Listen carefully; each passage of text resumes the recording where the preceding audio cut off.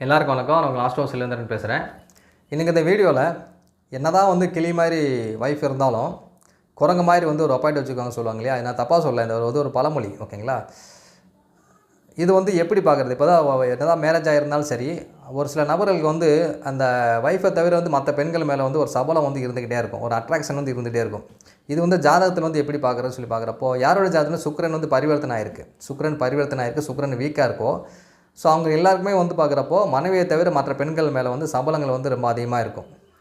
So இதனாலேயே அந்த சுக்கிரன் மகராசி வர டைம்லேயும் சரி, இல்லைனா வந்து சுக்கிரன் மகராசி வர டைம் சரி, இந்த ராகு சுக்கிரன் சேர்க்கை இருந்து சுக்கிரன் மகராசியில் ராகு புத்தியோ, சுக்கிரன் புத்தியோ வந்தாலும் சரி, இல்லைனா வந்து ராசிக்க சக்கரத்தில் வந்து 5ல் வந்து ஏதாச்சும் ஒரு கிரகம் இருந்து அந்த கிரகத்துடைய தசாபத்தில் வந்தாலும் சரி, அவங்க வந்து மிகவும் கேர்ஃபுல்லாக இருக்கணும். தேவையில்லாமல் இந்த ரிலேஷன்ஷிப்புக்குள்ளே போய் சிக்கலில் மாட்டிக்கிட்டு அவஸ்தைப்பட்டு அவமானப்பட்டு கஷ்டப்படுறதுக்கான சூழ்நிலைகள் வந்து இந்த கிரக இணைவுலேருந்து கொடுத்துரும். அதனால் இந்த விதிகள் எல்லாமே உங்களுடைய ஜாதகத்தில் இருந்ததுன்னா அந்த டைம் வரப்போ வந்து நீங்கள் ரொம்ப ஒரு கேர்ஃபுல்லாக இருக்க வேண்டிய ஒரு நிர்பந்தம் வந்து நிச்சயமாக வந்து இருக்குது.